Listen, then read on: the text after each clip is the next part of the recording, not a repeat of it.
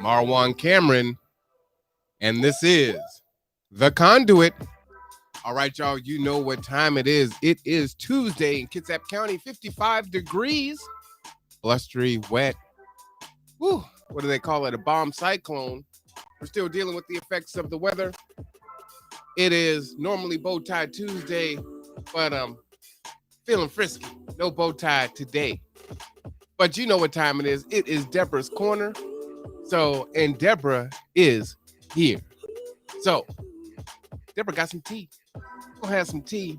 And we're going to have a conversation as we always do. So let's go ahead and bring her on in. How are you doing today, Miss Deborah? Oh, I'm doing fine. It's just a busy day in the community. It sure Um, yes, definitely. And hello, everyone, and thanks for tuning in. Um, well, what is the tea that we have for this week and Wait, today? hold on. Before you jump in there, you got to tell everybody what's going on with you because you haven't been on a show in 2 weeks. And I think folks don't always realize all the different things that you do in the community. So can you kind of talk about that a little bit before we go into it? Well, I've as you seen you for 2 weeks. As you know, I'm a funeral director. And then with the COVID and individual loved ones are passing on, I've been really swamped and worn out with taking care of many loved ones, making funeral arrangements, picking up loved ones, and consoling the family and helping them to make those arrangements to lay their loved ones to rest. Mm. Yes. So I've really been just really swamped with that. And also I've been really busy with landlords trying to find with the Bremerton Housing Authority vouchers, helping individuals out there navigate and network with landlords to give them a second chance and into the renting places to rent. So for the past 2 weeks, I've been really, really busy and consumed with that. And, it's been a lot of passing in the last 2 weeks. Yes, it has. Yes, it has. I So, even work weekends. So the past 2 weekends, I've been, taking care of loved ones, helping the families, navigate through the funeral system, how to take care of their loved ones, lay them to rest. So I've been really, really busy doing that. The past weeks have been really tough. and I don't know if you know because we've been so busy, but we want to give our sincerest condolences to Shaylin Houston, who lost her father today. Oh, So it's just another one. mm, mm. Another one. It literally is just nonstop. It seems like it's one or two a day that are being called home right now. Yes, we had several of my staff members, and I mean several of them, like 4 or 5 of them, lost a loved one. It either was the mother, lost her daughter, lost their brother, lost their sister. So, I mean, within weeks apart, or some even within days apart. So, yes. You Oh, know, my sincere condolences to Shaylin Houston. I love her. you know Mm. that's hard to lose a parent. I lost my father 3 years ago, and so many people that I know. It was something that my dad had said to me about 6 years ago, maybe 6 or 7 years ago, and he said, son, I'm kind of hitting the age now where it's not my parents, folks that are passing away. It's the people that are in my generation are now starting to pass away. Yes. Like when you're young, you don't think about it, but now it's okay. My parents are passing away. My friends and acquaintances, their parents are passing away, and soon we'll start hearing about people in our generation, our age, passing away. So it's very sobering when you look at it, and it's important to keep things in perspective and understand what we're fighting for. And you fight for so many different things. You fight for so many different people, and that's a tremendous strain. And what I'll say is y'all gonna miss her when she's gone. And hopefully she's here for a long time, but nobody lives forever. And You Well, I'm know, trying to go and be with my granddaughter and trying to pass it on. but they will grind us up and spit us out, and we'll Mhm. be gone. And so, who is going to come and fill in the gap for the Deborah Moore Jacksons, right? And the other leaders in the community that are doing these multiple things at the same time. They're not doing one thing, they're doing multiple things. They're trying to keep you in your home, they're trying to advocate for you. They're going to, talk to the county, they're talking to, KCR, they're also trying to help people to bereave and honor, their family and get all that stuff together during the hardest time in people's lives, right? All these things are happening all at the same time. I got to give you that. I got to give you that, right? As she said before she came on, I'm tired. I'm tired. But here she is. She's here. It's important. So I just wanted to take that time out. Thank you. Give you your flowers while you're here. And Yeah, you know what I mean? Acknowledge your work, your sacrifice, thank you. and the things that you do for folks in the community. So let me be the one to say it loud and say it proud, I love you, Marwan. I love you. I'm just so exhausted. I'm really glad to be here. Right now, we're in some trying times within our community, um, especially with the bridge about to end as of Sunday, excuse me. And we have a lot of landlords and tenants that are really stressed out and worried and concerned. Um, that a lot of things aren't in place and that's not working with the TRAP rental assistant program. I wanted to share some tea with you individuals. You know, Today we are in the trenches on the topic of rental assistant and eviction attorneys. There was a question that came to me and it says, what are the real outcomes of offering rental assistance during the eviction process when the attorneys retained to assist with these evictions have no vested interest in helping these Kitsap citizens stay housed? And I was saying, So, I had the opportunity to be in court 2 weeks ago on October 15th. All right. In my recent experience on Friday, October 15th, I personally witnessed three tenants being coached and encouraged to move from their current residence address. They weren't offered any opportunity to discuss or negotiate the TRAP program with their landlords, even if some had applied with KCR or with some of the buy-in fours and their applications on the waiting list. The attorneys weren't equipped or ready to help to negotiate that within the courtroom. So as I sat and as the attorneys sat in the courtroom, they only advocated for the tenants to relocate versus any payment negotiations or other alternate agreements between tenants and their landlords. The attorneys were only willing to negotiate time for tenants to move out while still billing for hours used to aid the clients right into homelessness. That really bothered me. Mm. And then in one case, I saw a client was told she needs to move. And the attorney was so aggressive and hostile towards this client who struggles with mental health. Like the client really thought her landlord is her parent. So she didn't have the client didn't have no comprehension of what was really happening. All just know that they were going to be out on the street and couldn't understand why their mother was putting, her out. So that didn't even sit well with me.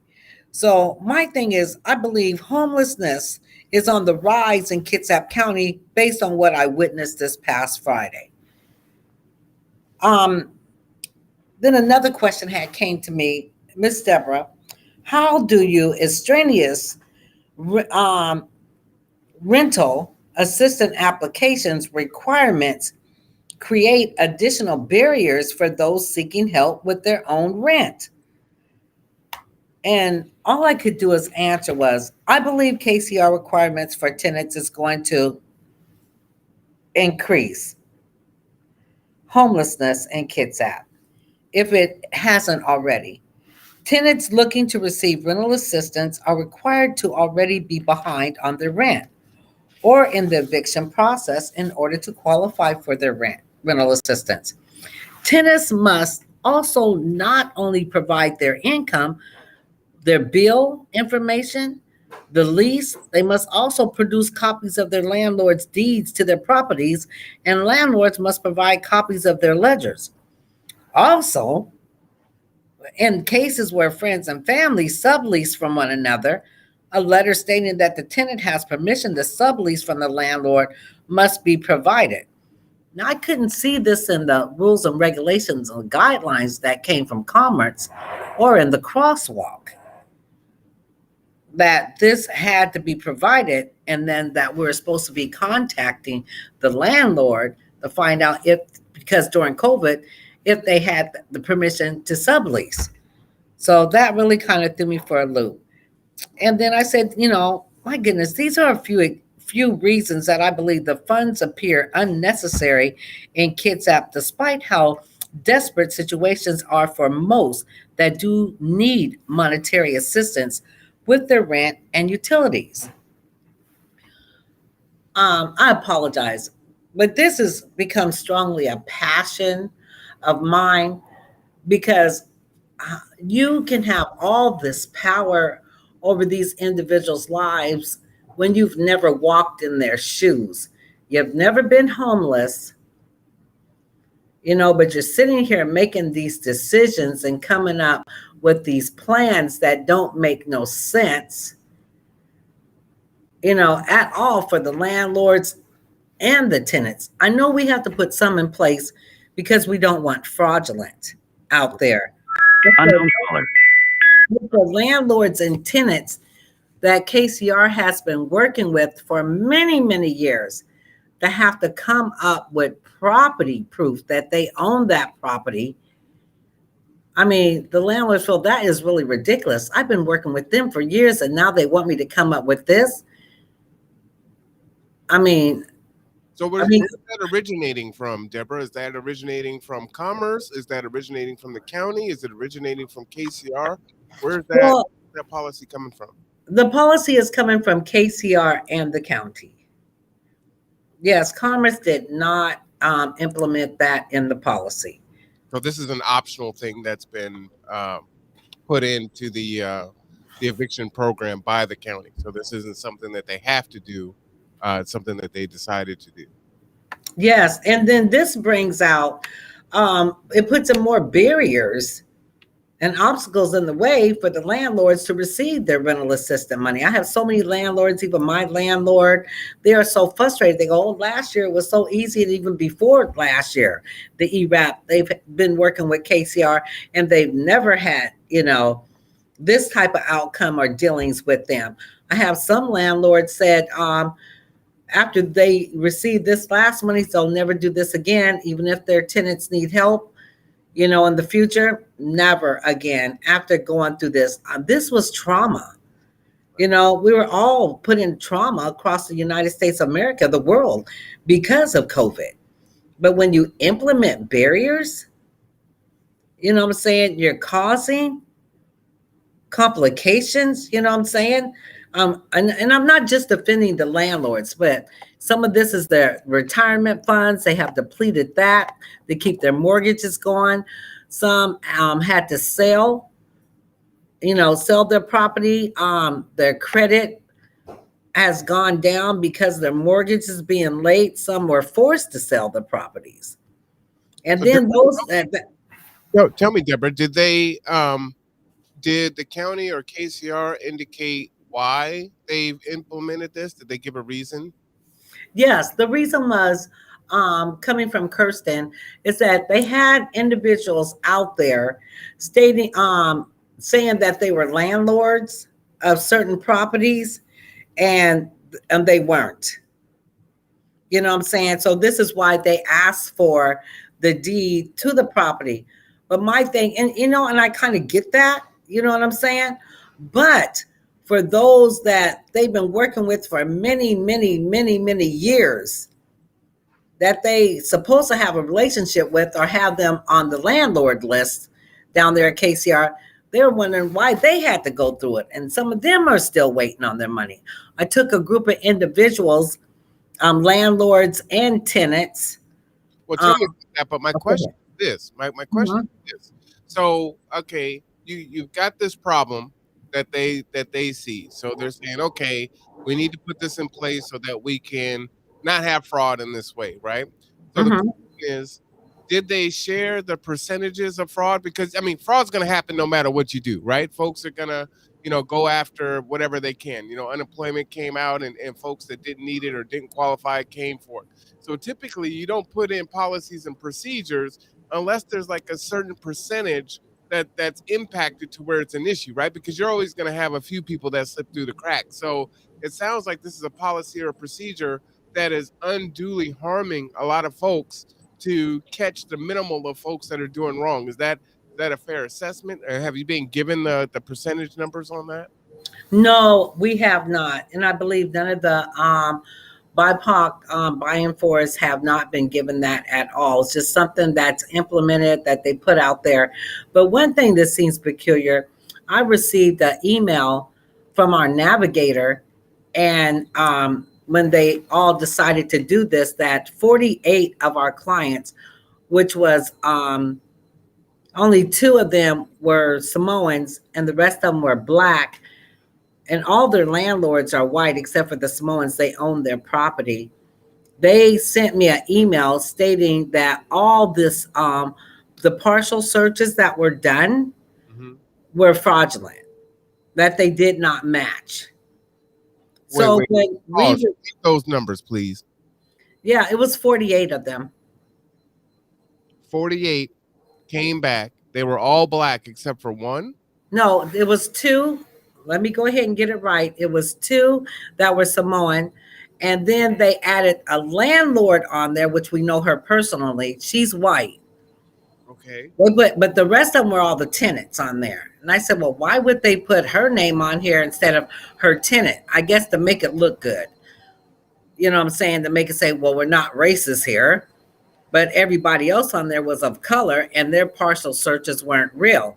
Well, the Samoans that were on this list, they owned their property and they had received rental assistance before for some of their tenants. Hmm. Well, one out of the 48 that you indicated wouldn't offset, saying that there's not a racial issue here. You know what I mean? Correct. And now that, and then one person, they asked for a doctor's note. A And doctor's the landlord couldn't understand, even Commerce, when we sent that down to Commerce, they couldn't understand what did asking for a doctor's note had to do with the client, the landlord receiving rental, the client receiving rental assistance to her landlord. So she had to produce a doctor's note. So let me ask you another question. So with all of this, right? They, the county, KCR, they have reached out and contract with Buy and Force, and what that is, basically the BIPOC community, because we're the ones that work with the folks in the community to reach out to them, right? So that's what Buy and Force are for. So if we have that access to the people, have they come to the buy and fours, according to your knowledge, to say, hey, is this an issue? What's going on? Did they kind of work through with the potential policies and procedures? Did they kind of craft that as a partnership, or did they just kind of create this, put it down and say, hey, this is the law of the land, and not be open to feedback when it's not working and it's harming 48 black landlords, versus or 45, and then two Hispanics and then one white owner. No, and these were all the blacks that were in there. So I want to make sure the record is straight because I do have the document. It was two Samoans. Two Simone's. One was an employee of mine, is an employee of mine. She owns her property. And the other one is a tenant, and the rest of the black tenants, they are tenants. And then the one white that was on the list, Marwan, Mm-hmm. he is white. Mm. You know what I'm saying? So they made sure that they put that one on there. So I just want to make sure that's clear. So in other words, when I received that email and I looked on there, I know mostly almost everybody in Bremerton. I said, well, everybody on this list is black, except we have two Samoans on here. And then they use this person because we know that landlord. They made sure they want to say they weren't racist to throw one white in there.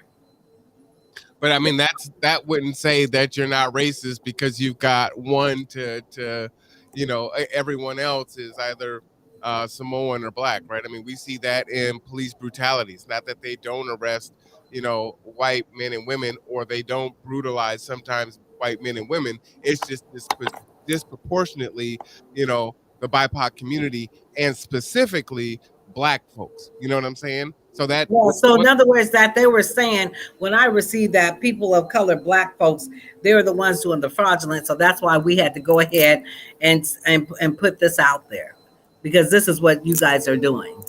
I mean, that's how I saw it. And so, who did you present this information to?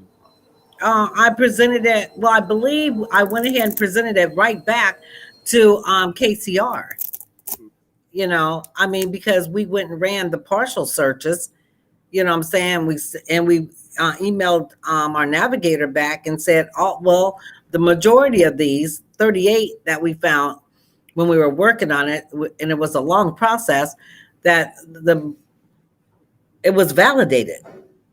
So they actually did own their properties. Correct.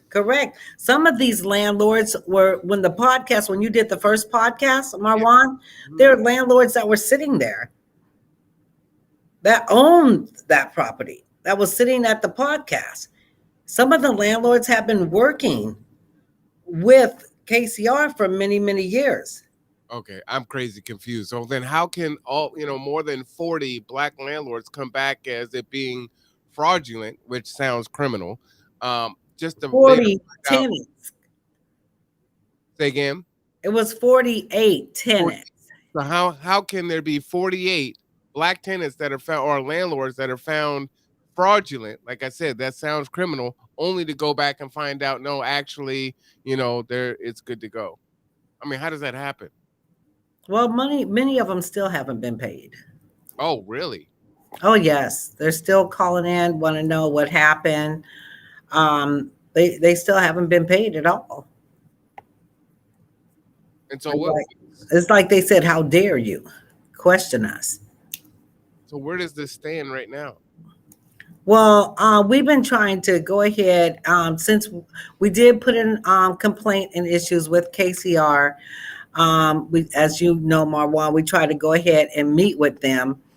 And instead of meeting with the buying force that they had the issues with, they decided to go ahead and have a training with everybody instead of dealing with the issues, because they wanted, not to deal with that. It's like, how dare you? You just do as we say. So what I went ahead and did, as well as partner with the other agency, Gather to Grow, is that we contacted Commerce because we couldn't get nowhere. Have emails of asking, for a meeting. We have emails reporting to the president of KCR. We never could get nowhere. This has been an issue since June. So what was the reason given that these were found in error, but then, upon further review, they were found to be okay? What was given for that? There was nothing given. They never answer. We have many, many emails. We ask a question or they send something, we ask a question and we get no response back. And we kept a file on that. Okay. They don't reply back. It's like, how dare you? Who do you think you are? I'm the gatekeeper. I'm running this. So what's next? Where does this stand now?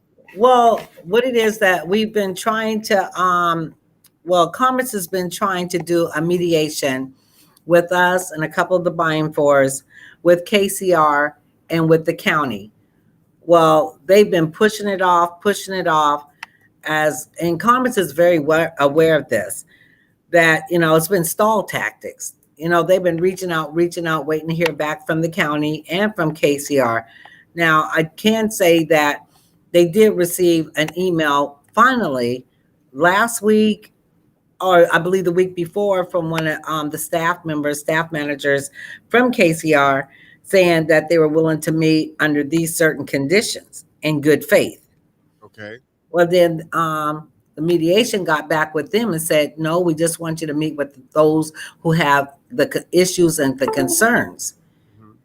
And then, so from what I've heard from them, they have not replied back yet. We're still waiting. The mediation people are ready to move forward. I apologize. Mediation is still ready to move forward, but there's been no more communication from the county or from KCR. So it seems like they've backed out of the process, that they're not going to engage. No, they still want the process. Congress still is reaching out. The mediation department, the organization that is doing the mediation, they still have been trying to reach out. They're just waiting to hear. They need a date and time, a confirmation, from them. Okay. All right. It's just, just out there in limbo. So, but I just there was a question that you had asked and I really wanted to answer it, and now it slipped my mind, but maybe it'll come back to me. But I just wanted to say this other thing. I received, another question. I received a comment in my messages, and the person was very upset about the representation they received from their eviction assistant attorney, as well as some other rental assistance organizations, that they are unreachable. In an instance where they are reachable, the service rendered don't line up with what was promised.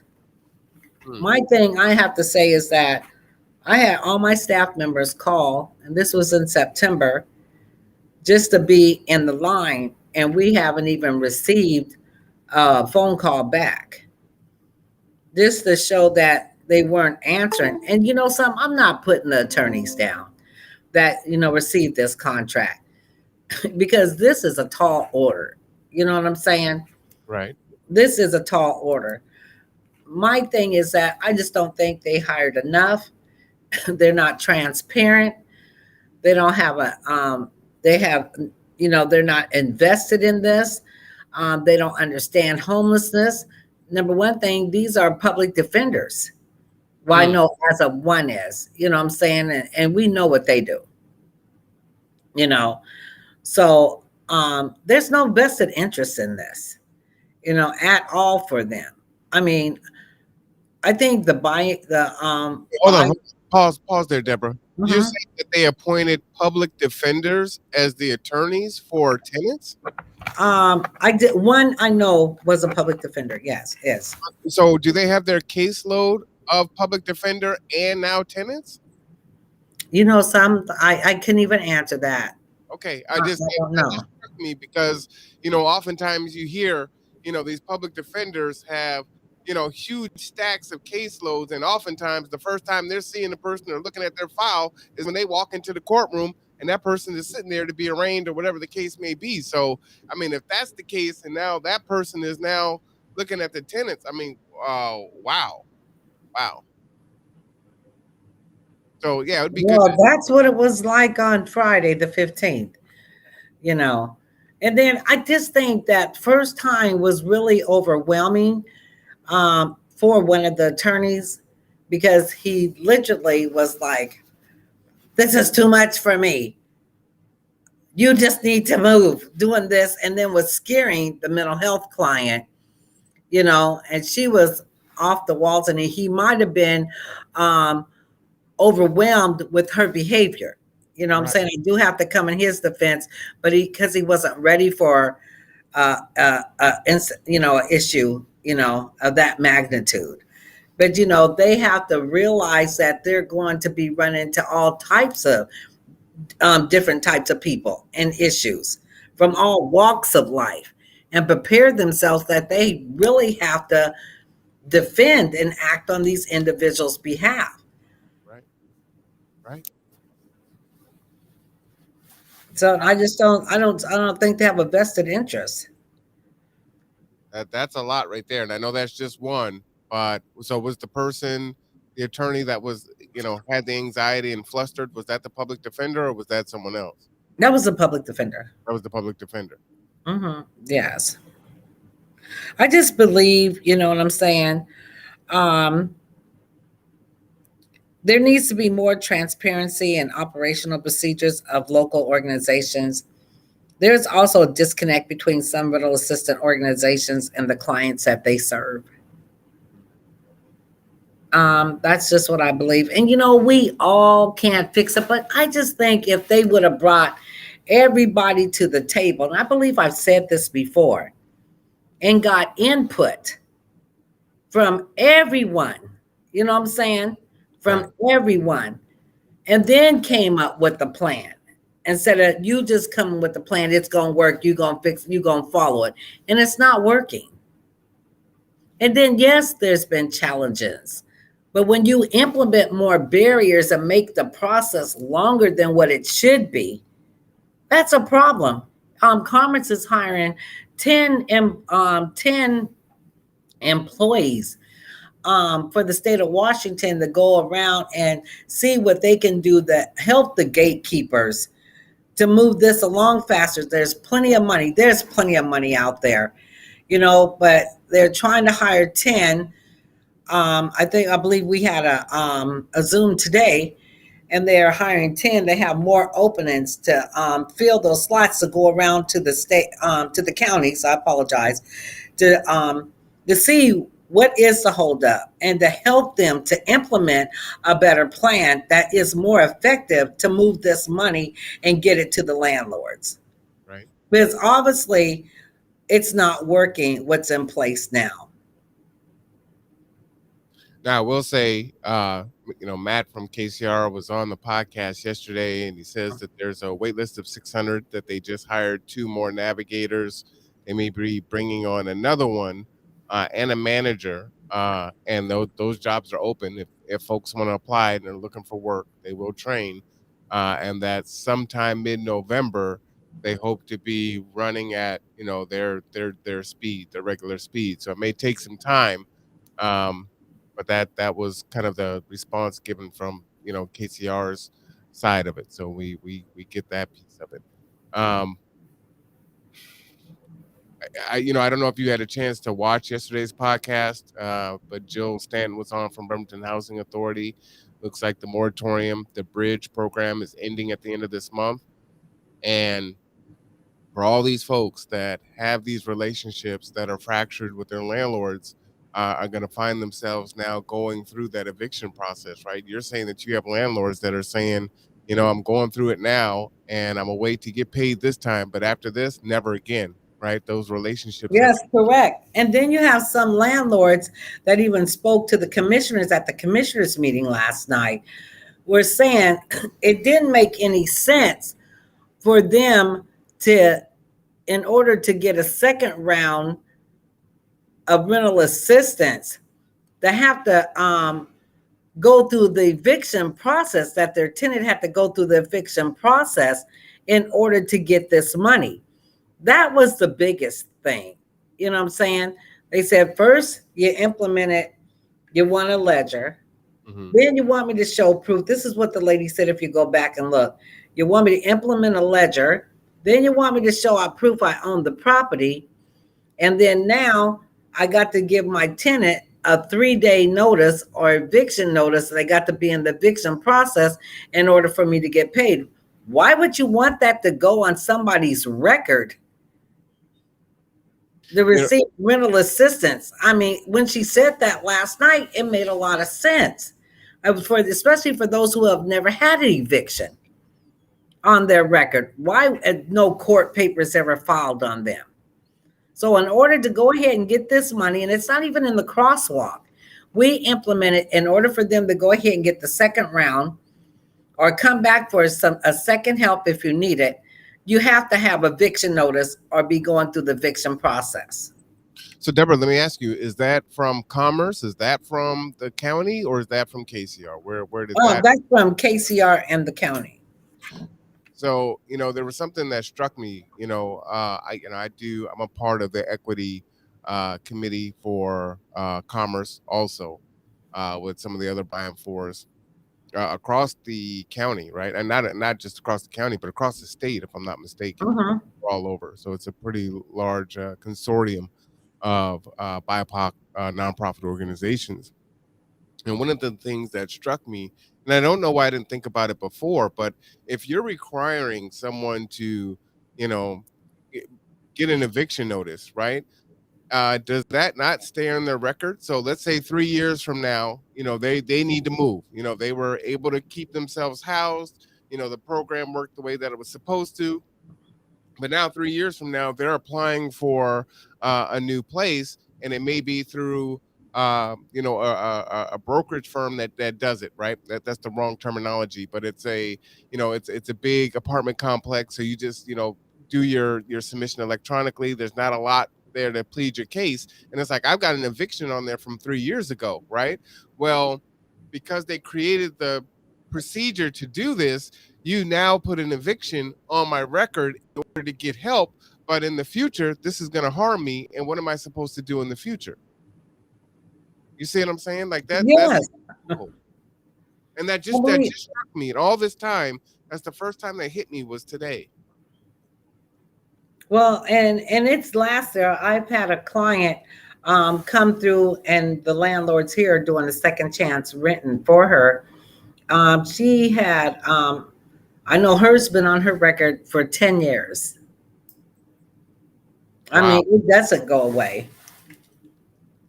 10 years. Yes, it's been on. It was 10 years ago. I have another one. Her Section 8 came up, but the apartment complex is willing to go ahead and work with her, do another second chance renting. And hers is like from 7 years ago. She's works with me, works But for me, again, excuse me. if you're going through one of these big apartment complexes, Mm-hmm. you may not get a chance to plead your case. I had a client, or I should say someone we're working with, who was told, basically like, there's some stuff on your credit, and if you don't pay it off by today, then there's no point in bothering continuing on. They're going to deny you. So it's like, well, I've got this eviction. There's nothing I can do about that. That hurts, especially if I have some other challenges. What am I going to do? Because they're not. You can't get past that. You know what I mean? That Oh seems yes. like we're creating some future issues that we're not really that folks aren't cognizant of. You know what I mean? Oh yes. And then now a new thing came back. As Marwan, you remember how we were receiving the attestation letters? Mm-hmm. And I have a few of them right here. We were receiving attestation, but I'm sorry, letters, and the letters were letting know the client know, making them aware that your application was down here at KCR. The letter states that you're on a waiting list, Right. which the buying for is we weren't supposed to have a waiting list due to the fact that because we had a navigator, but this is what the letter states, that you're on a waiting list, and that we'll let you know when we get to your application. But this is to confirm that your application is here at KCR. So we received that. And then if you remember, we are also receiving promissory letters. Right. Well, now, without even informing us and letting us know, that the promissory letters are now called letter of pledge. Okay. And what on the letter of pledge, they're having the landlord sign and the tenant sign that I guess they accept the letter of pledge. So they're sending that through DocuSign, having that. Then they're giving them a signature of certificate attached to that. So that's another process you got to go through. And So we how has that impacted the landlord and the tenant? Well, we had the tenant said she hadn't received hers back yet after she signed it through DocuSign. So she just came in our office yesterday and picked hers up since we did get that in an email. Gotcha. Okay. Because one of the navigators said they're sure that we probably would want to receive this for our records, which we do. I believe we still need to receive the promissory letters so we can know what is paid, what is not paid, for we can go ahead and date it in our database system. This was paid, the promissory letter was received on such and such day. We know 20 to 25 business days that, the landlord was received this payment. We need to document that, under the client. But, they're implementing things without even communicating with us and letting us know. Right now, we're not even being aware of the changes or what they're adding. It's just like we help them to build their database of people of color, and now we don't need you no more. We got all the information we need to help us to move forward.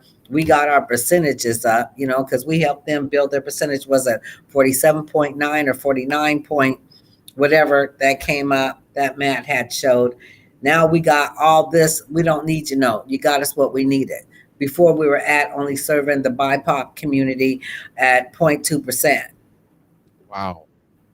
So we helped you get to there. Now you don't need us. So long, goodbye. Wow. Okay, that's a huge jump. Oh yes, and I believe it was either 47 point something or 49 point something within one of our Zoom meetings. But that was a huge jump we helped KCR get to. And they got those numbers, and Matt even said it. He got those numbers because of the BIPOC buying for us. We helped you reach that goal and get to where you are.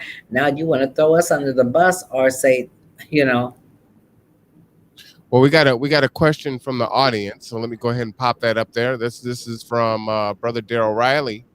Welcome to the October 25th, 2021. Sorry about that. That's for a little bit later there.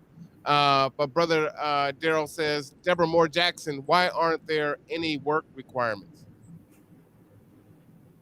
Okay, I'm a little bit confused there. There are work requirements. On whose part? Is he asking on the buying force part? Work requirements? Because there are work requirements that we have to do. Daryl, if you'll type that in the chat, and Deborah can answer that. And so because we do a lot, even we spoke today, there's a lot of work. And Marwan, as we shared during our Zoom today, that there's a lot of work that we put into it. Each case is different. No, what he might be asking is there a work requirement for the tenants? Is what he might be asking, but let's wait for his clarification there. Okay. Here it comes. He says, no, they don't. Receive assistance have work requirements. No, they do not, Mr. Riley. Gotcha. And the only thing that they're required to do is come and fill out the paperwork. We need income verification. We need their lease. And their landlords now have to present a ledger and the deed or documentation that that's their property. That's what they're requiring. Gotcha. And that's taken some time in itself, right? Yes, it's taken a lot of time. That's not a quick process. It's not. So what can be done? It sounds like there's some pretty big issues that need to be resolved. What needs to be done? I know that you took some folks down to the commissioners meeting yesterday, and that's what you guys heard. I was queuing that up so that you can actually hear, regular citizens coming and talking to their commissioners, which I think is a big deal. If you are not going to advocate for yourself, you're not going to get any change, right? So you got to speak up on what you believe and what your issues are. And you have to be willing to put that time in. And I know that it is a sacrifice, and it may be set at times or put in place where it is a hardship. But if you don't make that that hardship happened, you're not going to have any movement. And I was just talking about this earlier. You know, we talked about the bus boycotts during the civil rights era, right? We were all on code. We all stopped riding the bus, and that's what invoked that change, right? So if we're not all on code, right, and you got folks that are just like, I'm gonna do my own thing, I ain't worried about y'all, then we're not really going to get anywhere. So it's important for that to happen. But yes, you took some folks down to the commissioners meeting. I'm going to play that video at the end of this. But what happened after that? Where are we at in this process? Well, I had two of the commissioners come up to me, especially Commissioner Wolf. He really shared a concern that he was concerned and wanted to be involved, and they were glad. I apologize. They were glad that we did show up, you know. So anyway, they're willing to hear, listen, and solve problems. I apologize. I am so exhausted. No, it's all right. I am really exhausted. I work. Ugh. Well, why don't we do this, right? We're about 46 minutes in. I do want to play the conversation between the citizens and yourself with the commissioners yesterday. Well, can we go ahead and play the part of the landlord, what she was saying? Now, can you describe what she was wearing? The older, I call them my little old ladies gang. It's Mrs. Edwards, so she doesn't mind me saying her name, Charlene Edmonds. She had on the all black with the mask, and I think she had a cane or a walker with her. Okay, let me try to get there here. Because she was the one that couldn't understand, why she needed to have all this stuff to prove that she owned the property, and then a ledger when she'd been working with KCR several times. Got you. Okay. And I get that, how some people, were fraudulently, but I remember, if you remember, a meeting that we had with Big John, and Big John, he's a director down at KCR. He was saying, and I was complaining about things last year, and when we did the ERAP, and he was saying, Deborah, what we mainly need to focus on is 90% of the people. First, he said 10% may get away and do stuff illegal, but the main thing is helping the 90% that we do help. And let's focus on that. Now, he said that several times to me. Okay. But if we can, if you can scroll down. Yeah, let me go ahead and play this because I wanted to play your portion and then I'll skip to her. Is that okay? I hate seeing myself on this. I know. I did not want you to play that. Hey, it's out on for the public. They can see it if they go and click on the link. Well, so that's them. I said me. You can't hide from it. Oh my goodness. Let me get it. That's really doing a great job. I'll come back to that gentleman there. Education. Some of the people are nice to see him in eviction, like we have. And again, not only right, they're making themselves accessible. Appreciate and it. You have to make and then we'll heard. Remember, we don't. 18 years dealing with home. This is the lady. It was a young man before her, and then this one. Those two right there. The construction worker. The white gentleman, him in there. Yes, yeah, because he was a big part of our program. Speaking or not, and that's fine. Yeah, if you do, please just come up to the front row, and then we'll know. And again, this was yesterday. Yeah, that's good. My name is Christopher Wright, and Christopher, could you stand a little bit closer to the mic? It's only so sensitive. Yeah. I came in contact with Miss Jackson about 5.5 months ago. I was a union journeyman rigging mechanic for Pacific Ship Repair. Gainful employment there for about 2.5 years. It's pretty much the only thing that I've known as far as work. So when I got laid off at the beginning of the year, right after the mid portion of COVID hit, I actually worked on the USS Kidd, which, if you guys remember, was in the news. Every single service member on that boat acquired the virus. And so shortly after, work ran out. so I got laid off. And the unemployment was able to pay the bare minimum. But I'm raising 2 kids. I have a 3-bedroom home. I've been a taxpayer, dues paying since, I was 18 years old in this county, born and raised. And it was the first time I really needed to go anywhere to ask for help. And I know that it's a lot of times you see funding allocations for stuff like this, and some people feel like it's people looking for a handout. But I know that I speak for everybody here when I know that I'm prideful and I don't like asking for help. But sometimes there's a need. And in a community such as this, I would just, I would extend just a knowledge that nobody here is looking for a handout. These are people that have worked the entirety of their lives raising kids. And all you're going to do is see an influx in shelters in this county if we don't stop an issue that I would say fiscally is a lot more responsible on this end than having to pay for shelter beds for full adults and children and the safety issue with all that involved. So I know if there's any kind of ability for you guys to move forward with that funding, that would be really, really cool. So thank you for your time. Thank you. So that I think that's important, and that kind of goes to Darrell Riley's question about a work requirement, right? So everyone's not going to be in this gentleman's scenario, but this was a working person here in the county that got impacted and found himself in this situation. So that's one example there. So let's continue on with the second person. Did you want to make a comment about this gentleman here? Oh, no, I'm just saying that he was coming back for a second go round. But this young man right here, we are not unable to help him because since he's coming back for a second go round after being laid off again because of COVID, what had happened at his job, construction site, it was a outbreak of COVID. So he had to go back on unemployment.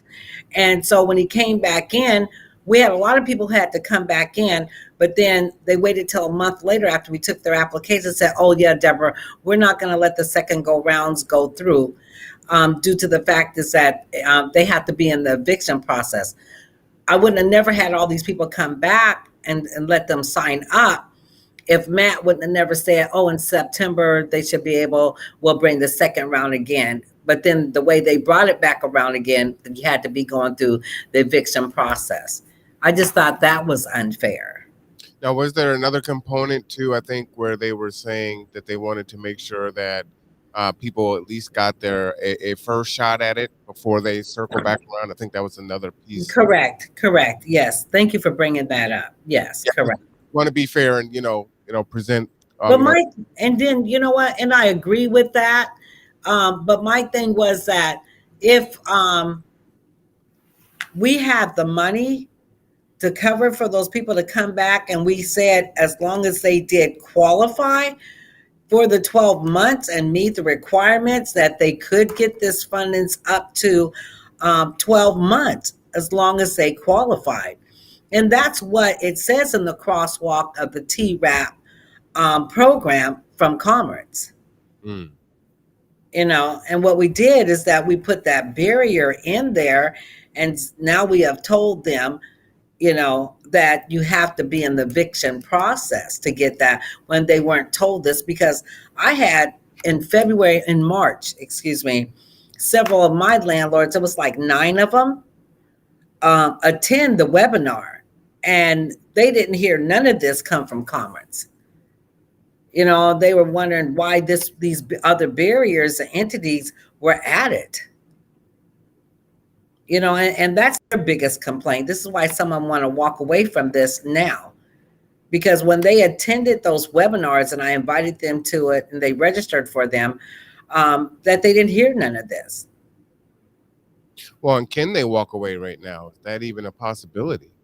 Or they some of them are willing to walk away. I mean, they tell me, I hear on a daily, especially from my landlord here at the office, boy, as soon as that bridge ends, the papers are on the door. They're getting ready. Whew, that's a scary thought. Let's continue on with the second person there. Appreciate it. Thank you, Doc. And again, you can find this information at the Kitsap County government website. So this is public, so fair use. But you can access it there. We are going to try to bring you more information because we understand that there's, information for the county and information on rental assistance and information on housing and information on health. And so if we can kind of centralize that information and bring that to you, then you don't have to go out and searching for all these things. So that's something that we're trying to work on to bring more to you. So, but again, Kitsap County website is where this information is. Well, Marwan, before you play that, I wanted to make sure that we automatically, clearly answered Mr. Riley's question. I wanted to let him know this was from Commerce, a government funds, and they didn't ask for any work requirements. But KCR does have programs down there that do require work requirements or workshops or things that individuals have to attend to receive certain assistance in different programs. But this came from Commerce, the government, and they did not require that in this program. And I'm hoping I answered that. Yes. Yeah, I'm going to make an assumption that, as a fellow business owner with Brother Daryl, I think some of what we see is, as unemployment has expired for a lot of folks and there's a lot of job openings that people aren't willing to work, right? So it's like, well, if you go to work, then you should be able to pay your rent, right? So there's some correlation, I think, around that also. And so you're seeing that across the country also. Where there are all these jobs and it's like, well, where are all the workers at? And then you see millions of people that can't pay their rent. So what's going on? Daryl, if you're still listening, let me know if that's kind of the sentiment there, because definitely I understand that and see that. So as being a challenge for sure. Well, we also see the challenge too. I know you're ready to play that, but another challenge that we had back in April and May, when individuals, since the process is so long, that they were out of work and they qualified back when they applied in April, but by the time the application got processed, they received the job. And so they went by that income there. So that made them not qualified 3 months to 4 months later, but they still owed money rent back from the beginning of COVID. You know what I'm saying? So now they're getting put out. Well, when I applied, I qualified. It wasn't my fault. I went out and did what I was supposed to do, got a job. But now, since I got a job, they're asking for my current paycheck stuff since I'm working now. So now I don't qualify. But when I did apply 3 months or 60 days ago, I did qualify. Right. And to note, 2 Fridays ago, the Sabrina and Marwan podcast, it's a kind of silly, but at the same time we're talking about some serious issues there. And we were talking about the welfare chart, and there was a chart that I shared, and it talked about how folks that are on welfare, that are receiving housing, that are receiving health care, that are receiving TANF, that are receiving childcare, are making upwards of $70,000 in benefits, and it doesn't make any sense for them to go and take a job where they're making 45 or 50,000. Why would I go to work and work hard, kill myself when this is already just being provided to me? So unless I can go and maybe I want to go to work for the same amount of money, or I'm going to have to go for significantly more, then there's no point in me going to work. And then I think that is part of the trap, especially in the Black community, that keeps us from being together, right? It's like, well, you don't need to depend on a man and be in a relationship if, hey, you know what, daddy government is going to give you all these benefits and you have no incentive to go to work, right? Because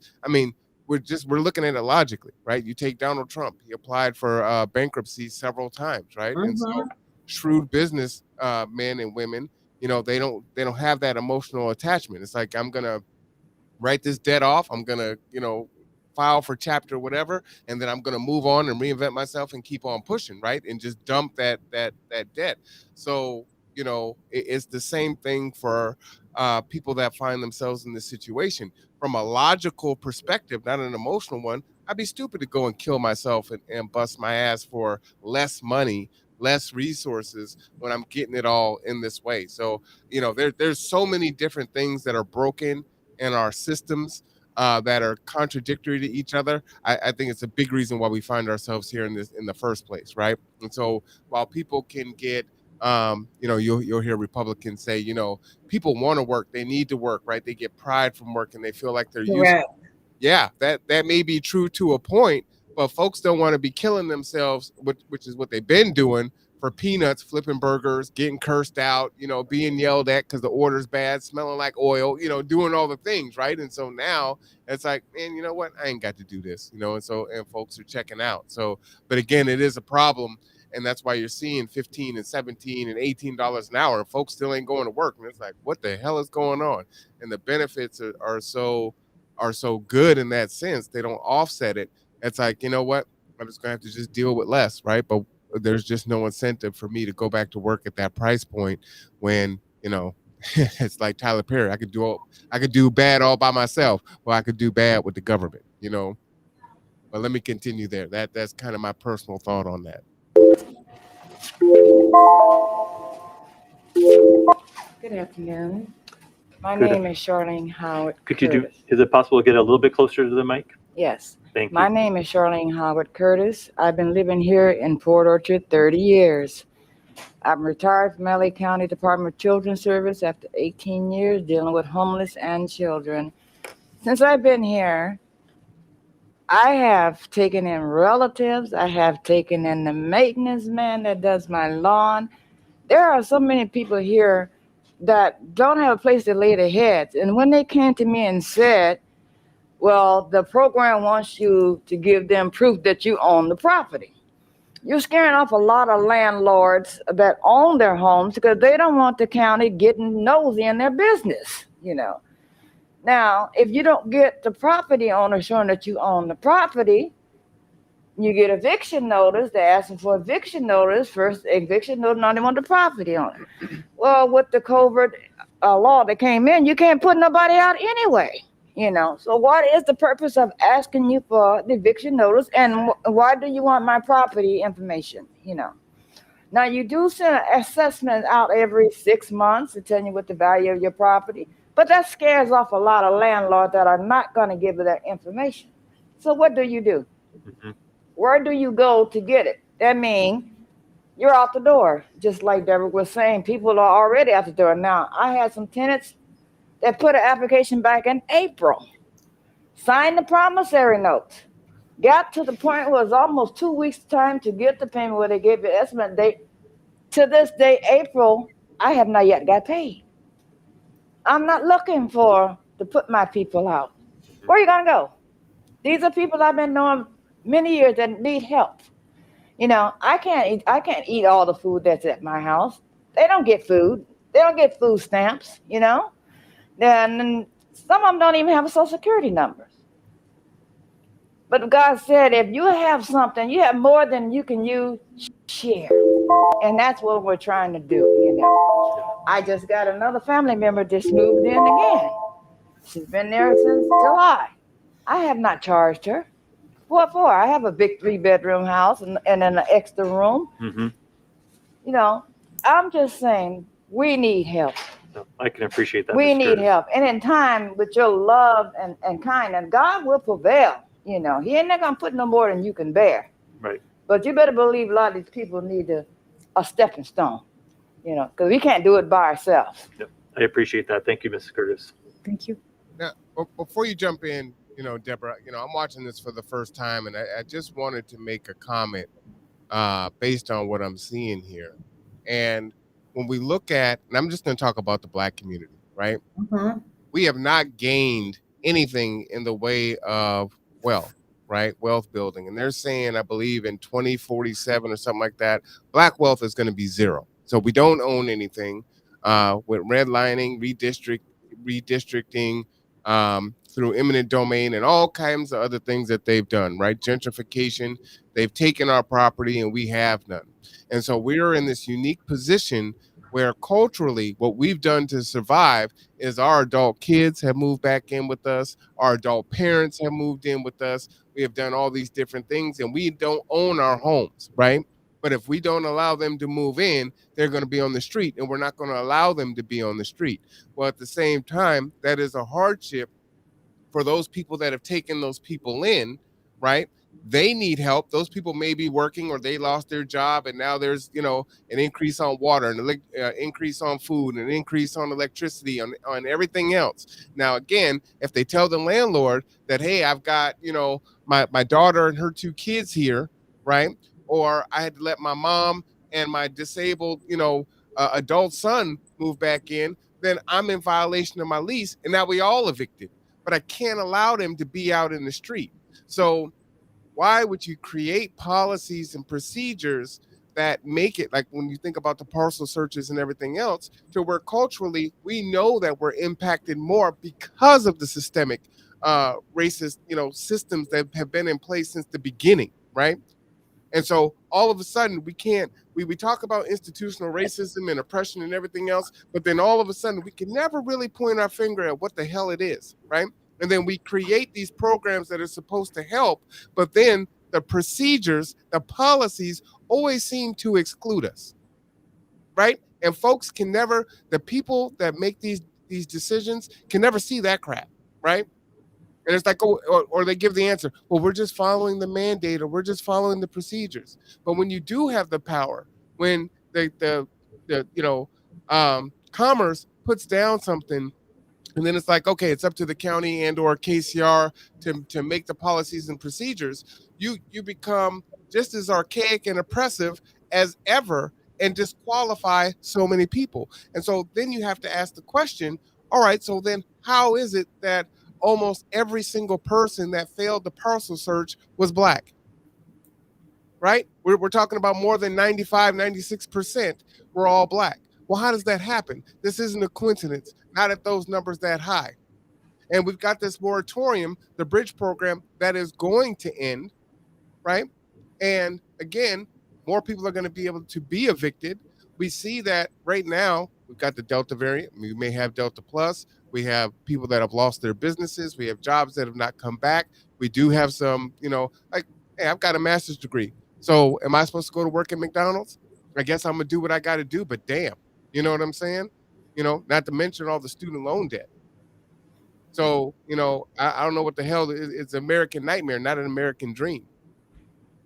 So why not make the policies and procedures that are actually going to impact those that are harmed the most, right? And be cognizant of it. And I just say, well, we're just following the procedures, right? Our hands are tied. We're just doing the best we can. All right, let me go ahead and fall back. I digress. Go ahead and just make your comments on this lovely lady here that has it to give, right? I'll put someone in my 3-bedroom. I'm not going to put them out. I'm putting my maintenance person up. I'm doing this. I'm doing that. And it just always seems to be that the Black community has to forgive, and we've got to, make all these concessions, and we've got to be martyrs and do all this extra and take it on. But no one else around us seems to need to do that, and they need to do it. If they do something like that, it's for compensation, but we just got to take that on, right? I digress now. Sorry. You done got me worked up now. That's okay. I wanted to share this, and I think we can see a couple more videos, but I wanted to share this. When I met with Commissioner Garrido today, and I was really going to try and reschedule because I was running late, but she had Kirsten there, and which she wasn't planning on being at the meeting, but you know how they work. So anyway, Kirsten Jewell was there. So as we were walking out, and we were standing outside talking, and she said, well, Deborah, I would just like to go ahead and move forward, and she was saying something about the solution. But as I was talking with my dear friend today, Marwan, and we were saying, how can you problem solve when you can't even see that there is a problem? Facts. And because she kept saying, when I was saying there is some systemic racism going on down there at KCR, and every time I would give her an example, she said she just can't see it. Every time I gave her an example, like of the 48 clients. You know what I'm saying? She just couldn't see it. So what was the answer given for that? A coincidence? What? No, she never answered that. Right. You know, she couldn't answer. Her answer to everything, I just can't see it. I just can't see it. Then how can you problem solve if you can't see the issues? And then how can you go ahead and solve a racial problem, a racial issue in 15 minutes? Facts. Well Done Ministry says, hello, Sister Jackson and Brother Marwan. Yeah, that's another thing that I commented on, right? I mean, Garrido, basically you had 15 minutes. So I'm not sure how you're going to even hope to begin to have resolution or a solution in that time frame, right? And again, Now, mind you, let me say I was late because I want to make sure I'm fair. all right. So how much time were you given? Just 15 minutes, regardless on time or not on time. 15 minutes, right? So now you're gonna resolve all the issues that exist in 15 minutes. Not gonna happen. And again, if the other party doesn't even see the problem that you're trying to express, right? How are you gonna get to a solution? So how do we get to the other side? Are you gonna take the recommendation? So if we say, hey, well, you know what? How about we take it out of the hands of the county, or we take it out of the hands of KCR. Let's say that we dismantle KCR. Let's say that it goes back to commerce. Is that a solution that you're willing to accept? Well, no. Now we need to have a conversation, right? So again, you got to be able to see the problem, right? And so it's going to take time for you to see the problem. And maybe at some point in time, when we go back to Rodney King, right? When we're saying that there was police brutality, even when it was caught on videotape and those 4 cops were acquitted, right? And we had years and decades, not years, of saying there's police brutality. Then we come up to George Floyd, right? And then we've got a cop that's willing to do that in broad daylight in front of everyone. It's like, oh, now we can kind of see it. But even still, you're going to believe me or your lying eyes. So we're telling you that we feel like there's an issue, and you just say, well, I just don't see it. And she said that several times. Try harder. Because otherwise you're saying, well, I guess Deborah's crazy, right? I guess Deborah Moore Jackson is crazy as hell. She's out here just, helping thousands of people, been doing it for decades, more than 30 years, right? Not saying that you're always right, but you're out here doing the work and helping. And as a personal story, if you don't mind me sharing, right? Deborah did something that didn't make me happy the other day, right? And so I called Deborah about it, right? And I said, hey, I feel some kind of way about this. And I explained it. Deborah said, you know what? I'm not too big to admit if I'm wrong. I'm going to apologize. And immediately, that's what it was. And it's done. We'll never speak about it again. We might laugh about it, but that's it, right? So that's all it takes. I saw it. She didn't see it. She was willing to listen and say, okay, that's not how I intended it, even if that's what happened. If it did happen and that's the way that you took it, I'm sorry, and I'm going to apologize however you want me to do that. That will satisfy you and make us whole again. Correct. Yes. That, right? So in this scenario, okay, county, you don't see it, then you're going to have to keep doing some work so that you can see it. And rallying behind some other Black gatekeepers or buying for us that say, oh, we've never had any problems, isn't the way out. And again, in full disclosure, G2 hasn't had any issues with parcel search as far as I know. Right? So we're not making that argument. This is Surviving Change that has this issue with this parcel search.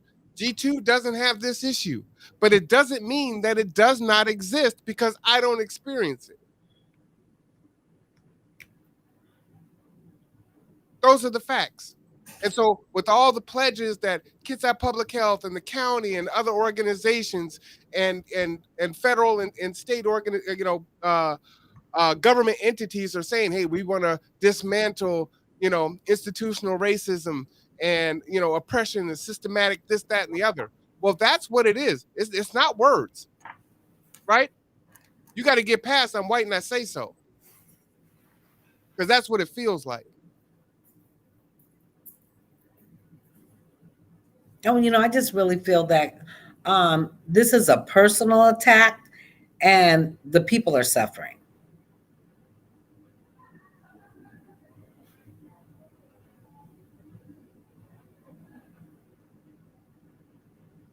And it's just really sad. It is. The tragedy of this is at the same time, you're helping people bury loved ones and you're dealing with bullshit. Correct. That's the tragedy, right? Correct. And so to speak anything of Deborah's character,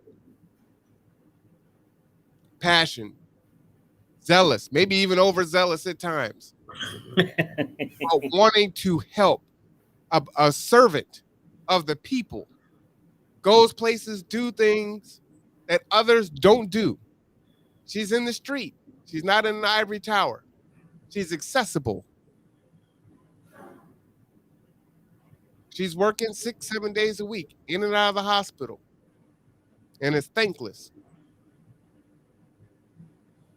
I just want to say this, since the rental assistance started, Marwan, between Surviving Change and House of Refuge, which Hope 360 falls under, we have serviced as of today 1,280 clients.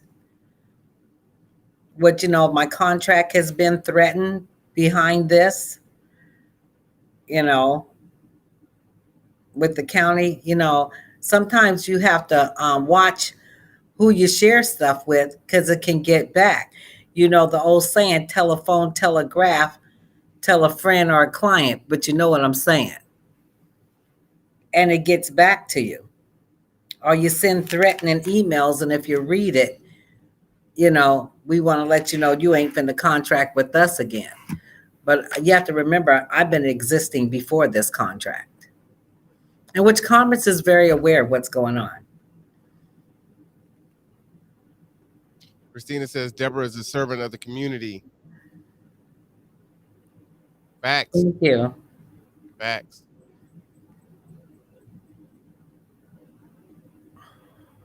Now, well done, mystery. Sorry, I'm late. You guys catch me up a little. So it looks like it got a little bit of fire. So would you catch up? Well done, ministry. Just really quick, give a quick synopsis there of what we're talking about with the issue. Well, can you do that, Marwan, please? You're just so good. Take care of your friend. When you say it like that, I mean, how can I refuse? Basically, what we're doing in Deborah's Corner tonight, Deborah is expressing concerns that she has, that she advocates for folks, both tenants and landlords. And what she has shared tonight on Deborah's Corner is the fact that there has been a requirement that she believes has been put in place by the county and or KCR with parcel searches for property in order for landlords to qualify for the eviction assistance money, right? And to that end, 48, I believe is the number 48. Correct. Yes. Of rejections were all but 3 were black, 2 were Samoan, and 1 was white. And so when you see a disparity like that, you have to wonder, is this racially based? At the least, is this somehow impacting disproportionately the black community? And we would say at minimum, yes, absolutely, right? The numbers definitely bear that out. And so as she has escalated the conversation through KCR and the county, and with today with Susan Garrido, yesterday in front of the county commissioners, there has not been any resolution. And what she has been told is, how can we move past the solution? And the gatekeepers, the decision makers, Kirsten Jewell of the county, Susan Garrido, who she met with today, is like I just don't see it. I just don't see it, right? And Charlotte Garrido, okay, I've never met her. I just don't see it. So how can you But that solve? did not come out of Charlotte Garrido's mouth. All right. Yeah, I wasn't It was there. Kirsten. Oh, I'm sorry. So how can you see it? How can you solve it if you can't see it, right? And then with Garrido, Deborah was given 15 minutes, right? And it's like, so what's the solution? Well, we're not going to solve this in 15 minutes. We damn sure ain't going to solve it in 15 minutes if you can't even, if the county can't even see the problem. And so at the end of it, we understand, everyone in unison is pretty much saying we're clearly clear on institutional racism, on these systems that exist, right? And that they need to be dismantled. But everyone says that. Folks write pledges, organizations pledge to dismantle oppression and racism and all these systems that have been in place since the beginning. But then when it comes time to do that work, folks can't see it. No one can really point to it. There's not a person, there's not a department, there's not an agency, right? There's not a committee that needs to be dismantled and have it changed.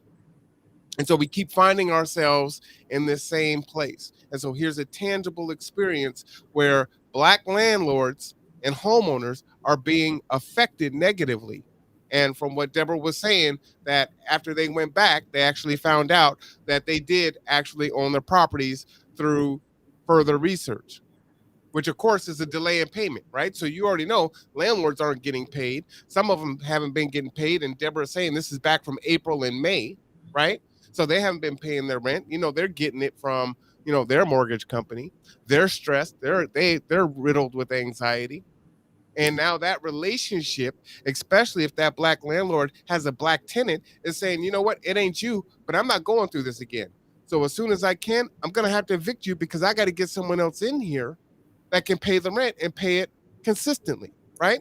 So we take a double hit. We take the hit on the fact that we don't have any wealth in this country, that we've lost home ownership. Home ownership is not for us the way that things are going. So now they're impacted. How many Black folks are going to lose their home over the next few years? Many of us haven't recovered during 2008. I lost my home during 2008. I mean, there was a divorce involved, but still, right? So we haven't recovered. So how's that going to work? And then you have the tenants. Now the eviction bridge has now expired here October 31. So this Sunday, Halloween, trick or damn treat. It's a trick and ain't no treat. It's over. So what are people going to do? I know you like when I get my rhyme on, you know what I'm saying? But what are folks going to do? Yeah. So there's not enough housing. There's not enough affordable housing. Folks have been told you have to be in eviction status in order for you to get rental assistance. So now as they're looking for a new place, well, you've got an eviction. Oh, you haven't been on your job for whatever reason, whether it's COVID or whatever the case may be, right? Your credit's probably messed up. So you don't look good on paper. And in apartment complexes where you just submit it to an agency and they're just plugging it in and you're getting scored, you don't get to explain your situation and plead your case. Well, sorry.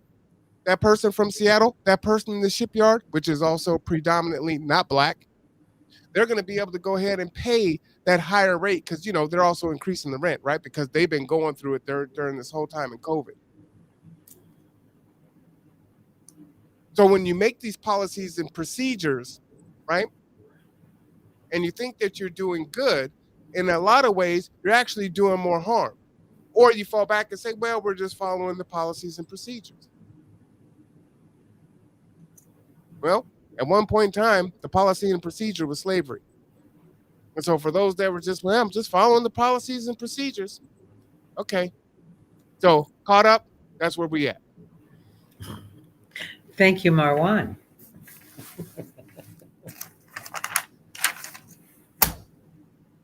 I would just want to give you some thought there. I went on a conversation. We didn't get to reflect back on this young lady here. I say young lady, she's definitely my elder. So, ma'am. Can we go ahead and show at least a couple of more? Sure. Thank you, sir. Sounds like you woke up a little bit. All right. So, Well Done Ministry says, thank you. I will be calling you tonight, brother. I have to get to a board meeting. Absolutely appreciate appreciate you checking in as usual. Thank you. We will have our show tomorrow. If you're up for it, I have back surgery in the morning, so I will be at a disadvantage. I can't sign any legal documents or anything, so you might be able to beat me tomorrow. Oh, thank you, Christine.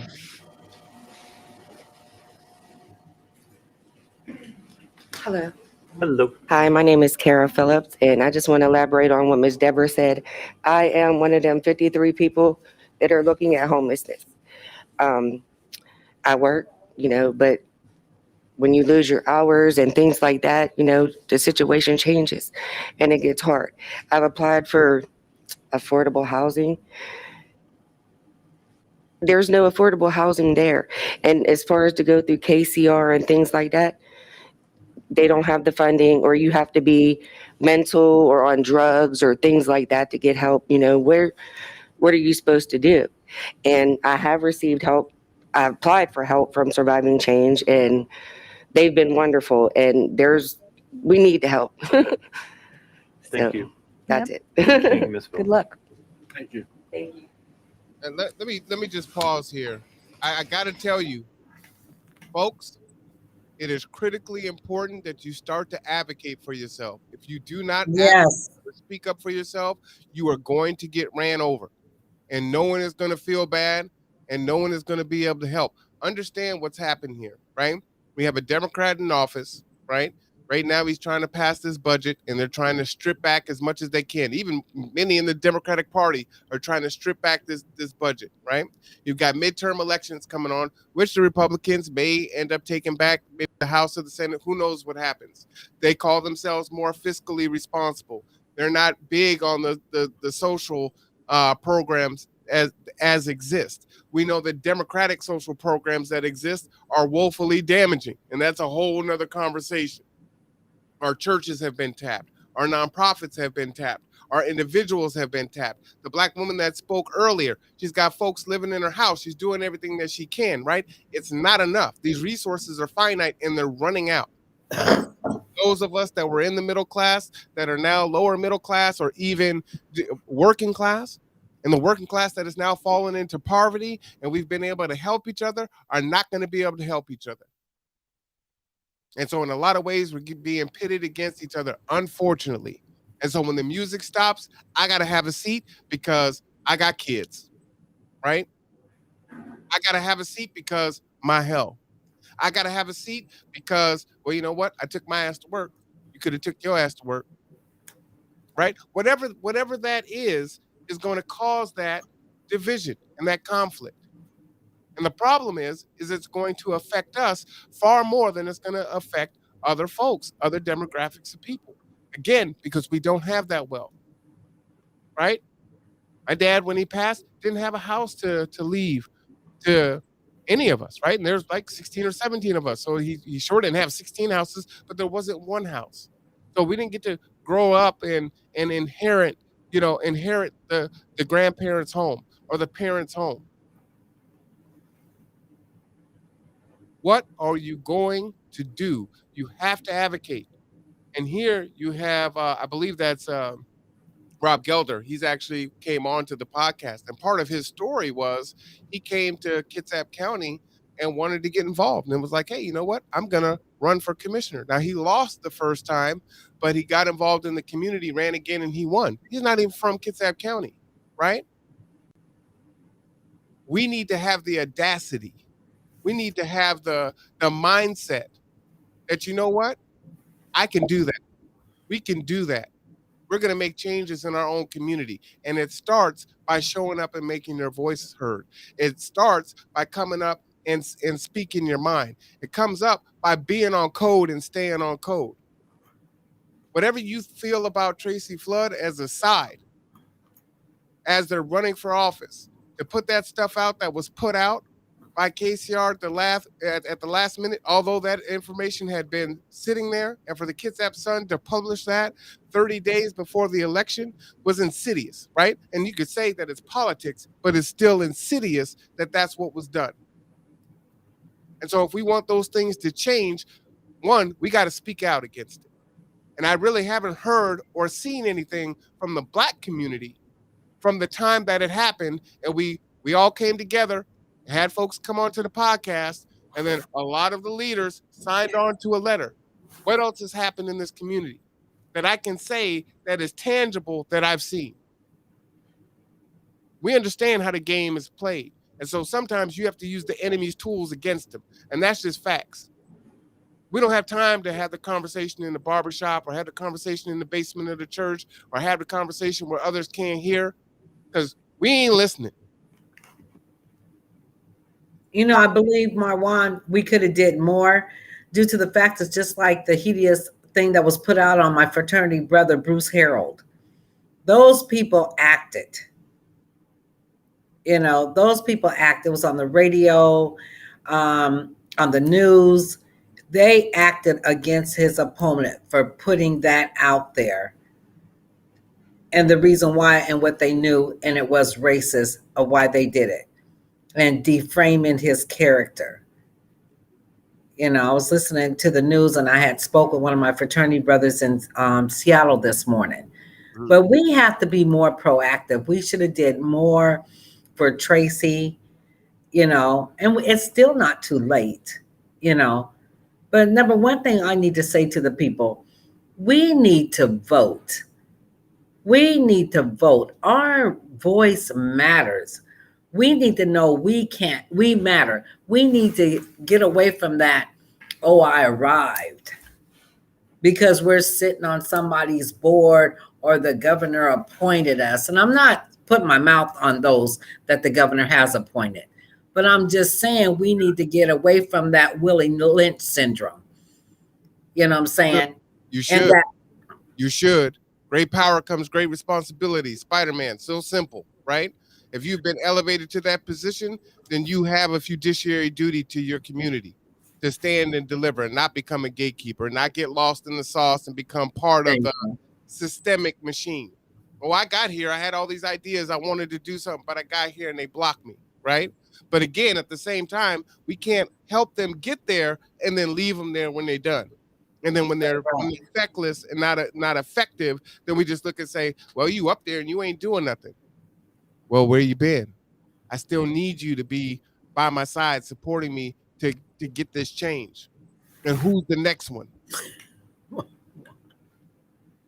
Stand together or fall alone. And that's what's happening, right? They just pick you off.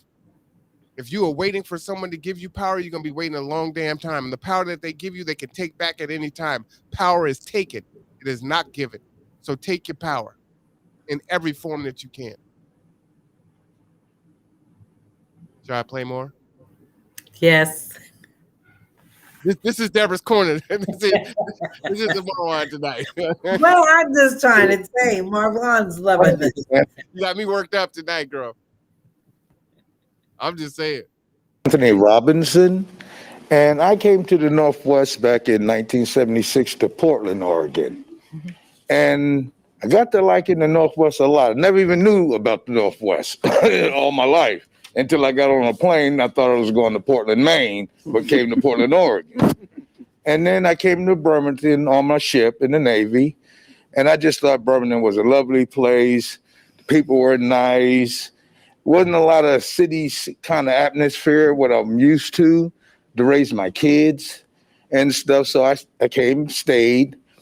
I worked until, my mental health problems started due from my military career and was unable to work anymore. So I've been just, taking care of myself. My wife was disabled some years ago.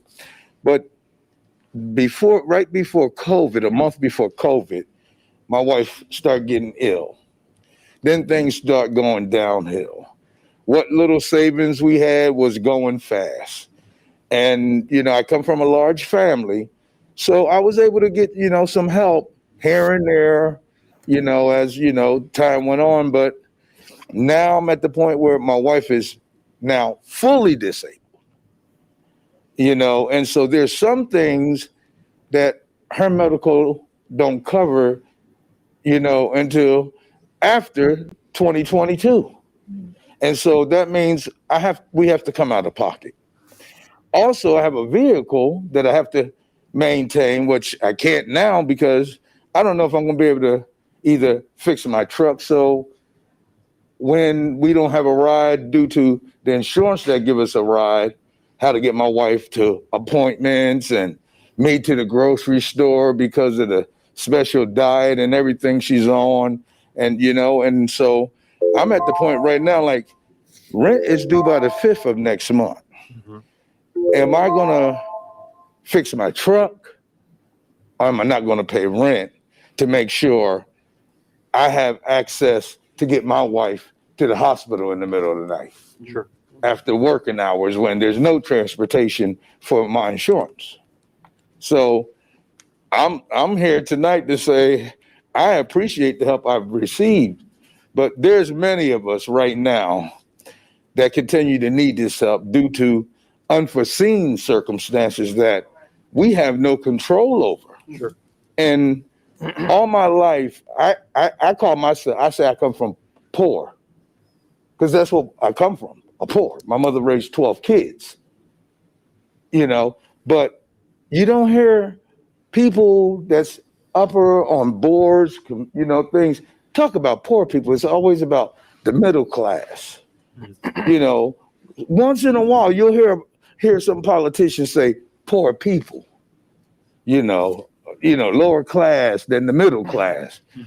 But I'm here because I've lived in Birmingham since 1990 when I got out the military.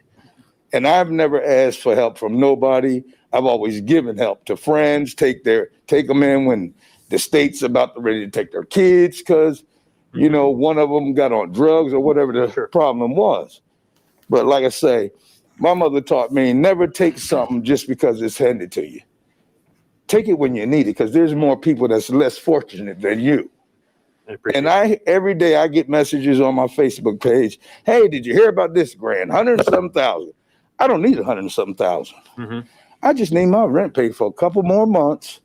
And hopefully this pandemic, things change where I can afford to live the way I was before the pandemic on our money that we receive from Social Security each month.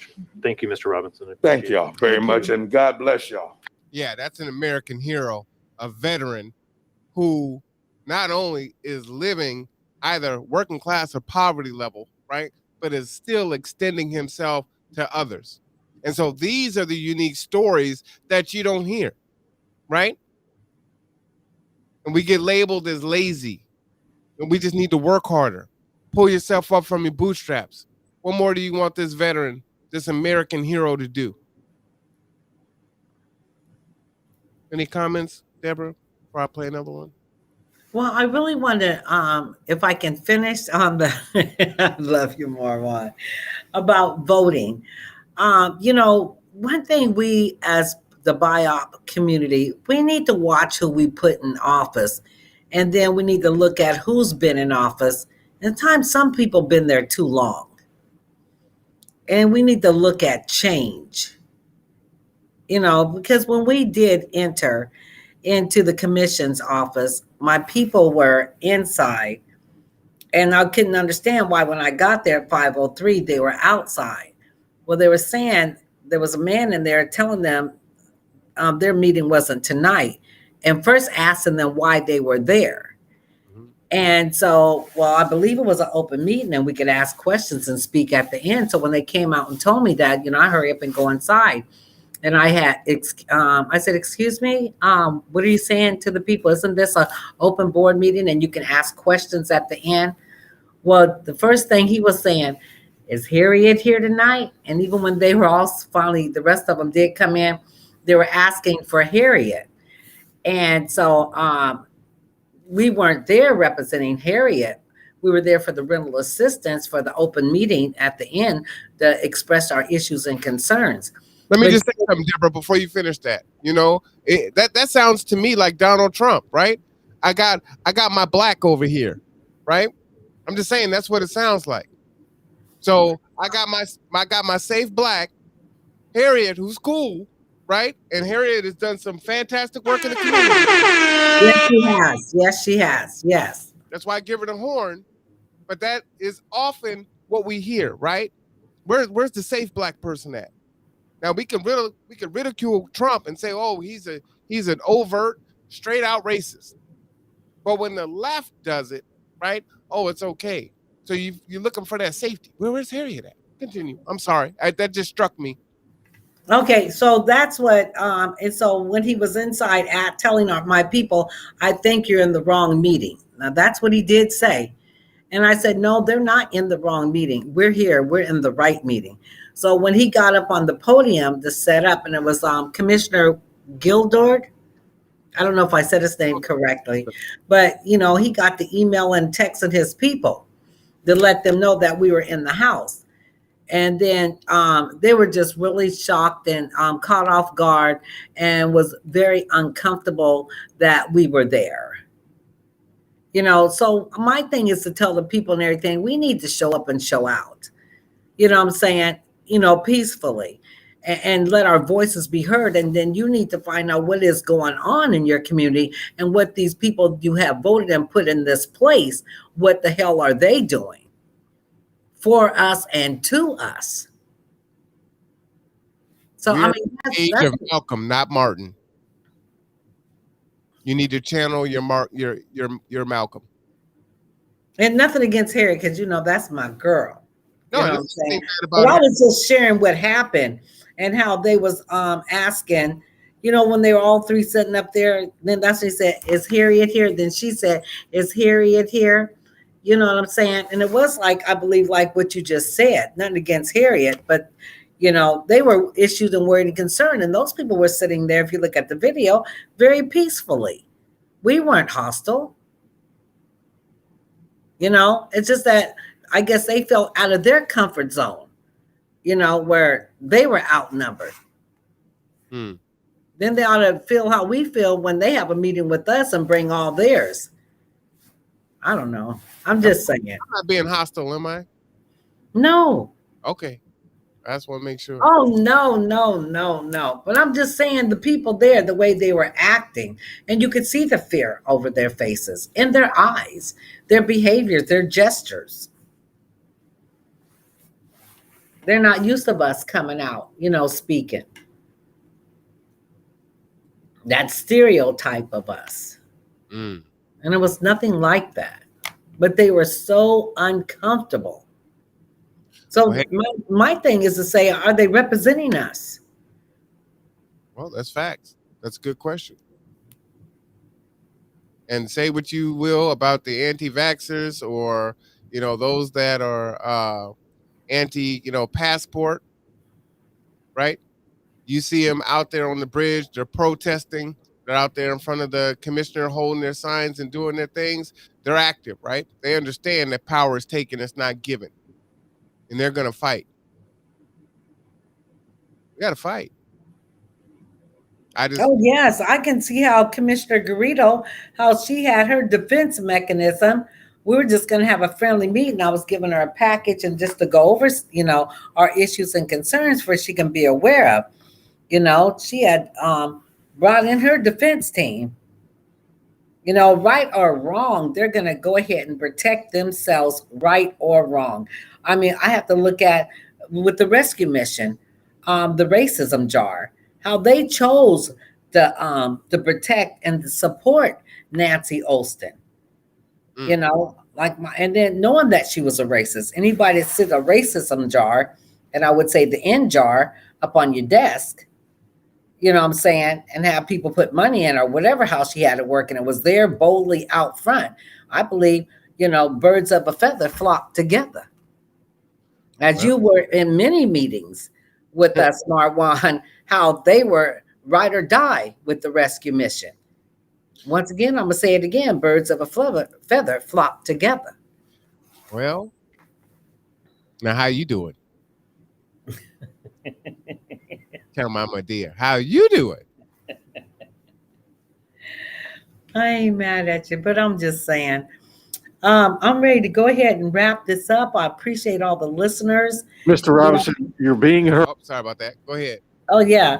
I just want to say to everyone, the listeners and those that tuned in, I just want to tell you, thank you so much, and for being patient, because I'm exhausted when I do these, and I appreciate you. I appreciate your support. I appreciate your listening ears. Please tell people to go out there and vote, vote, vote. It's very important, and then you got to watch who you put in, and sometimes it's time for a change. Everybody that grins in your face is not your friend. That's right. And then sometimes you'll find out what your true color is. They'll let you know regardless. Well, do you see them when it's only election time? Are they Correct. championing your issues? They don't even know what your issues are. Do they work with you throughout the year? And again, not the safe ones. What I'll say to that is, I'm conflicted on voting, but I am a big advocate of getting involved, right? So if you're looking at a candidate, you're like, I don't like either one, then maybe you should be the candidate. Or maybe there's some like-minded individuals that need to be elevated and they need to run. But we need more people to sit on these boards, to sit in these meetings, right? Many of these are open to the public, Kitsap Transit, public health, whatever it is, commissioners. You need to know what's going on in your community. This affects our children. It affects our children's children. It affects our seniors. It affects us. And if we don't know what the hell is going on, then, they're going to piss on our head and tell us it's raining. And that's a lot of what's been happening. So take your power. You don't like who's in place? Again, the one thing about Tara Simmons being elected, right? And she tells her story proudly. Convicted felon, right? Being able to sit for the bar, being able to run for office, being able to win and sit at Olympia, and now create and pass bills. That kicks the door open for Black Americans in this state. So if they've allowed her to do it, then that precedent has been set. So it's now time for you to do it. So if you've been hit with a felony, if you've got a record, but you got ideas, and we got some good brothers and sisters that have been hit with felony convictions. What you did is not who you are, right? So they can see that in her. So now see it in yourself and run. Get involved. Because that's where the change is going to come from. And then all the rest of us, we got to be on code and be very clear. I don't give a damn if you're Black or not. I give a damn about the issues. Correct. I'm not a fan of President Barack Obama. I don't think he was good for Black America. And I hold no secret about that. And I don't look at it as, well, he's better than the alternative. No. We need to get someone that's in there that's going to do the work. And honestly, we can vote for the presidency, but it's the down ballot stuff that's the most important stuff, right? It's not top down, it's bottom up. And to me, if we had the power, I would say, look, there are no lifetime appointments. You're not going to be a Supreme Court judge until you die. You're going to serve one term and you're done. You're not going to get lifetime medical and life insurance and have these absorbent salaries. If you are working in, let's say, the energy sector, when you're done, you're not working in the energy sector. Sorry. You're not going to be bought and paid for. It ain't getting down like that. So if you serve, then you truly are serving. You serve your 4-year term, and now it's time for someone else. That allows us to grow and really have the voice of the people, and it helps to stave off the corruption and the lobbying, right? Take your power, people. It's time. Deborah, let me give you your horn. I appreciate you hanging in there. We definitely went a little bit longer than we intended. Correct. Christina Rourke put fire in there. I think this was fire. This is what it looks like, folks, when you take your power. No one gave Deborah permission to start Surviving Change. No one gave Marwan permission to start G2. Damn sure didn't give him permission to start the Conduit. But all these things exist because we dare. We dare win, lose, or draw. We're going to try. And we may fall, but if you stand with us, create your own spaces. If we support each other, we'll make the change that we truly want to see. And it won't be this fake matrix-like games where it looks like we have post-racial society. What a joke during the Obama era. Anyway, for Deborah Jackson, Surviving Change, I am Marwan Cameron. This is The Conduit. We will not have a show tomorrow. We had 2 scheduled. I'm going to cancel them because I have back surgery. I will be back hopefully Thursday night and then Friday. All right now. Good night, everyone.